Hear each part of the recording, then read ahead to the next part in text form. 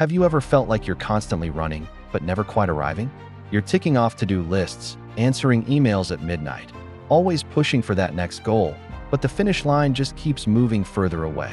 It's this strange, modern feeling of being incredibly busy, yet completely stuck. You're exhausted, anxious, and teetering on the edge of burnout, wondering if all this effort is even leading anywhere. This feeling isn't new. In fact, it was captured thousands of years ago in a powerful ancient myth that speaks directly to our overproductive, burnt-out souls. Let's talk about the myth of Sisyphus. According to Greek mythology, Sisyphus was a cunning king who cheated death twice. As punishment for his hubris, the gods condemned him to an eternal, absurd task. He was forced to push a colossal boulder up a steep hill in the underworld. With immense struggle and strain, he would get the rock almost to the very top. But just as he was about to succeed, the boulder would slip from his grasp and roll all the way back down to the bottom. For eternity, Sisyphus was doomed to repeat this pointless, grueling labor, starting over and over again, forever. This ancient story is more than just a tale of divine punishment. It's a profound psychological metaphor for our modern condition. The endless, repetitive effort without any lasting achievement or emotional reward. Doesn't that sound familiar? Pushing the rock is the daily grind. It's the mechanical repetition of tasks in a job you've lost passion for, the constant chase for metrics that don't truly matter, the endless cycle of work, eat, sleep, repeat, without a sense of genuine purpose or fulfillment. Sisyphus isn't just a figure from a myth. He lives within many of us, pushing our own personal boulders up a hill, only to watch them roll back down every single day. This Sisyphean struggle is the very essence of modern burnout. Burnout isn't just feeling tired. It's a deep triad of exhaustion, mental, emotional, and physical. It's that feeling of cynicism and detachment from your work and your life. It's the crippling sense of ineffectiveness, where despite all your constant effort, you feel like you're achieving nothing of value.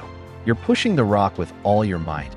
You're sweating, you're straining, but at the end of the day, you look back and feel a profound emptiness, a sense of uselessness that drains your spirit. You're working harder than ever, but feeling less and less accomplished. So why do we put ourselves through this? We live in a culture of infinite productivity. Society has sold us a dangerous idea that our value is directly tied to our output. Rest is seen as laziness, and being busy has become a badge of honor. We brag about how little we slept, how many projects we're juggling, how we're always on the go. This social pressure creates a relentless internal drive to do more, be more, and achieve more. We've internalized the belief that if we're not constantly pushing our rock, we are failing. This mindset doesn't just lead to exhaustion. It actively prevents us from finding true contentment. We're trapped in a system that praises the struggle, not the destination. This culture fuels a dangerous psychological trap, the belief in just a little more.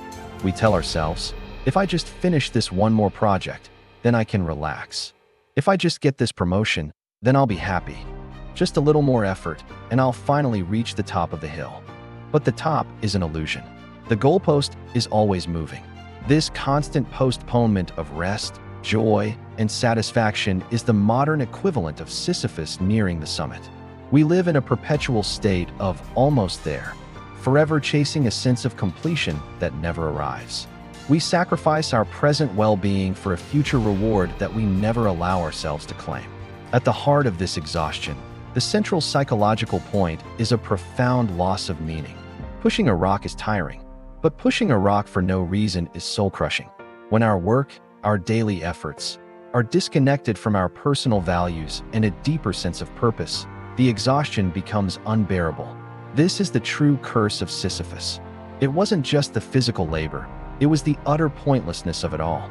When we operate on autopilot, chasing goals set by society, by our boss, or by a vague sense of expectation, without asking, why am I doing this? We are living a life devoid of meaning. That's when the weight of the boulder becomes truly crushing. So what is the psychological shadow hiding behind this compulsive productivity? For many, it's a desperate need for external validation. We work ourselves to the bone hoping someone will notice and say, "You're doing a good job.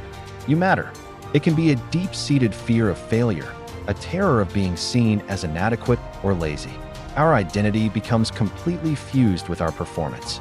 I am what I achieve. This is a fragile foundation for a sense of self. When we inevitably stumble, or when the boulder rolls back down, our entire identity shatters. This relentless drive is often an unconscious compensation, a way to quiet the inner voices of doubt and insecurity by simply being too busy to hear them. Here we face the great modern paradox. We live in an age of unprecedented freedom and choice, yet many of us feel more trapped than ever. The pressure isn't always coming from a tyrannical boss or an oppressive system. Often, the harshest taskmaster is ourselves. We have shifted from external exploitation to self-exploitation.